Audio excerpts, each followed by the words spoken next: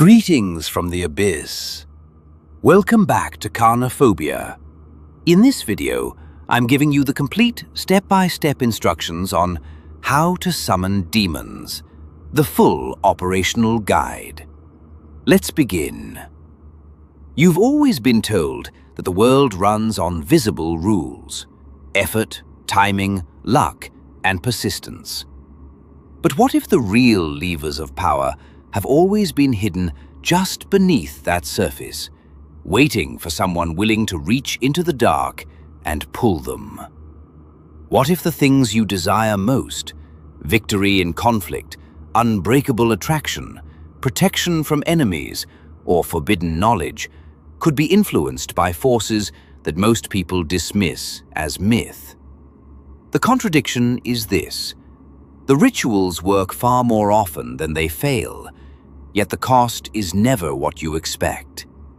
And once you understand the pattern, you can't unsee it.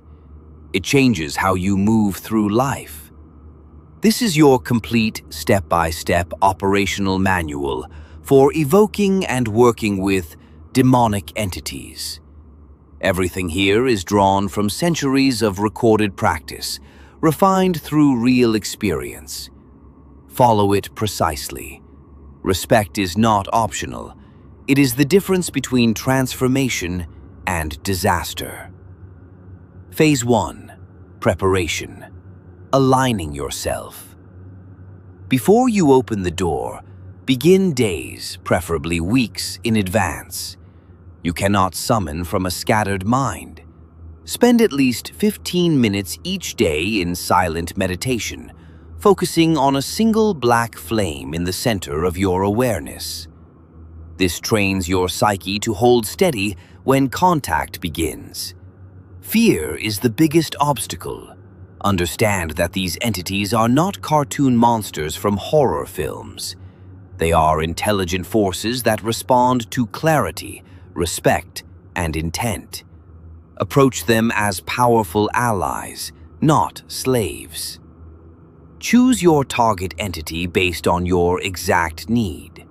For raw knowledge and strategic advantage, Paimon is unmatched. For protection and justice against those who have wronged you, Andromalius delivers results. For commanding respect and authority in your life, Belial is relentless. For intimate companionship and passion, Lilith's servants, succubi or incubi, can be called, but only if you are emotionally mature enough to handle the consequences. Research the entity deeply. Learn its traditional attributes, preferred offerings, and temperament. This is not optional research. It is relationship building before the first meeting. Phase 2. Creating the sacred space. The container. Select a private room where you will not be disturbed for at least 1 hour. Clean it thoroughly. Physical cleanliness mirrors energetic cleanliness. On the floor, draw a large circle approximately 9 feet in diameter using chalk, salt, or flour. This is your protected operating zone. Inside it, you will stand or sit. Some practitioners also inscribe a pentagram within the circle, points aligned to the cardinal directions, but the circle alone is sufficient for beginners. Place candles at the 4 cardinal points. North is color black or dark green for earth and stability. East is color, white or yellow for air and communication. South is color, red for fire, will, and passion. West is color, blue or silver, for water, emotion, and flow. These represent the elemental balance that prevents the working from spiraling out of control. Light them in clockwise order while speaking the balancing invocation. By the powers that govern the elements, I call this space into equilibrium. Earth to anchor, air to carry, fire to ignite, water to receive. Let nothing enter that is not invited. If you have the entity's sigil, that is, its unique symbolic signature, print or draw it clearly on paper or wood and place it in the center. You must memorize its shape so you can visualize it perfectly with eyes closed. Phase 3. The offering. Establishing respect and exchange. Demons do not work for free. The offering is your payment in advance.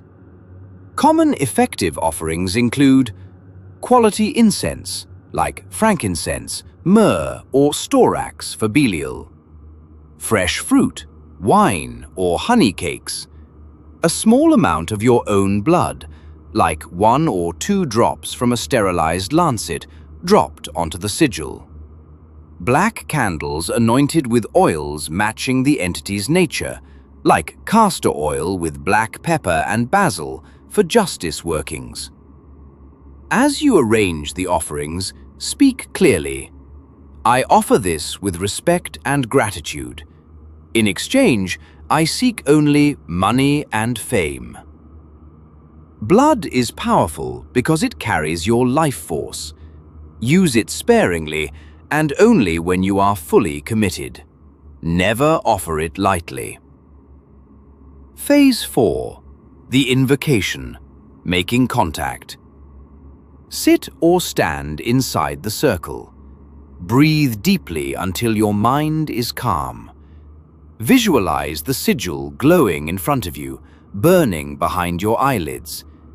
Then recite the core evocation, adapting the name as needed.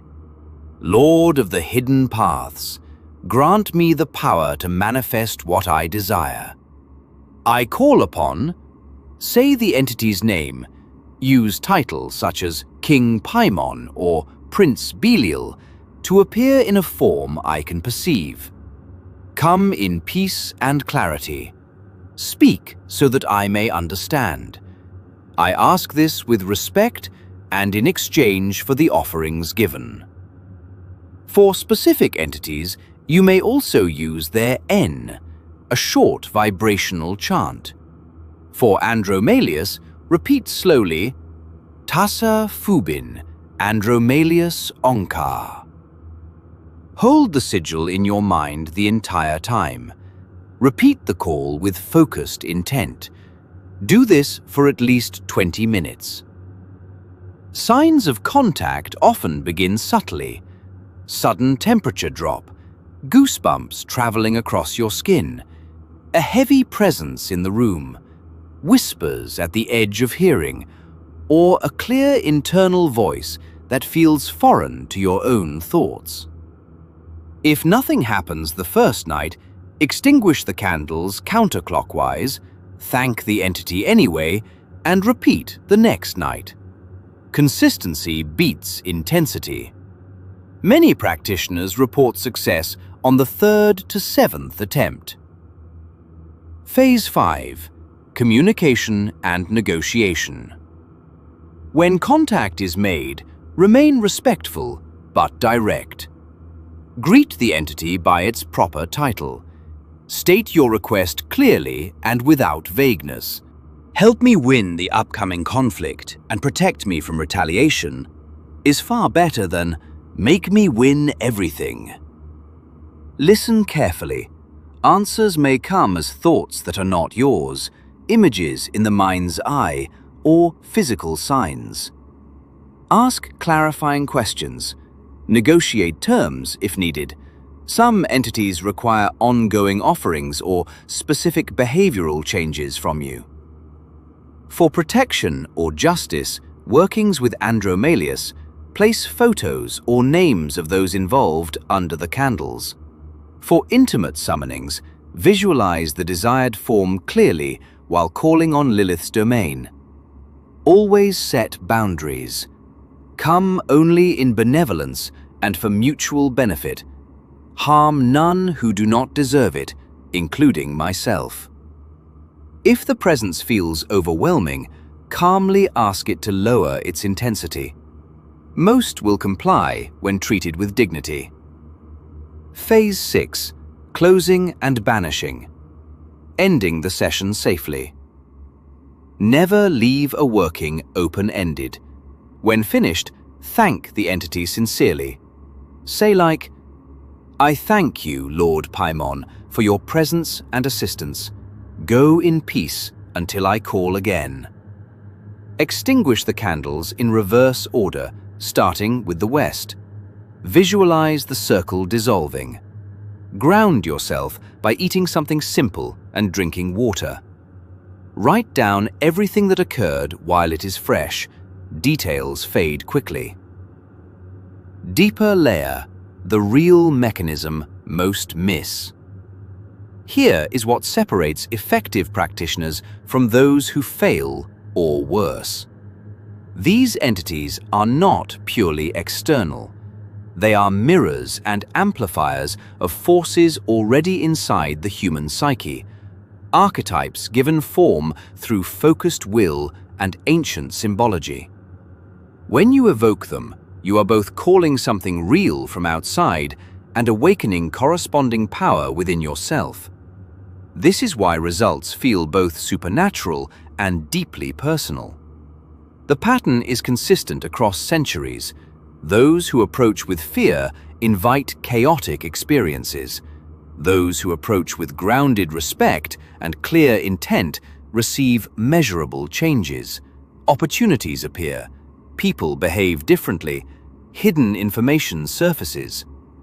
The bureaucracy of hell, many speak of, is real in the sense that stronger entities often introduce you through lesser ones first. Patience is mandatory. Blood offerings, sigils, and proper circles are tools that focus intent.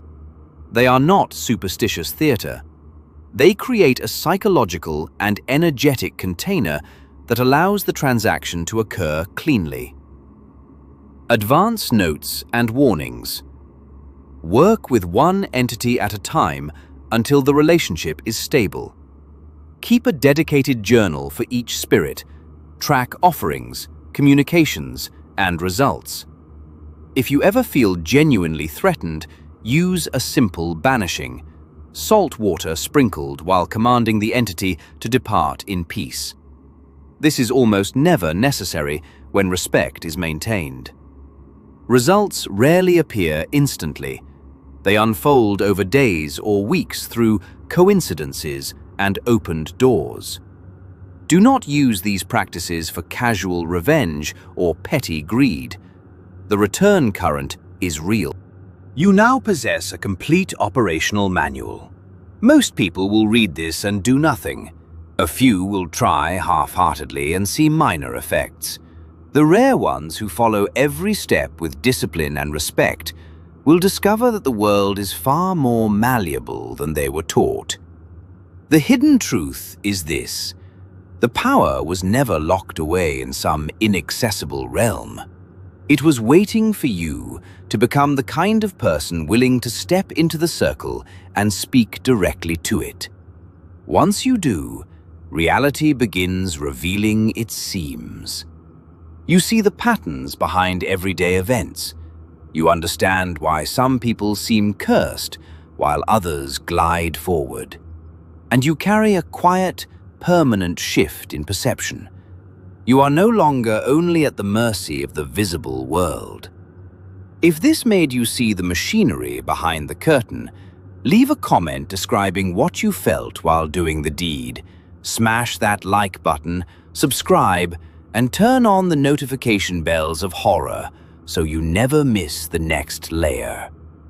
Stay aware. The door is now open.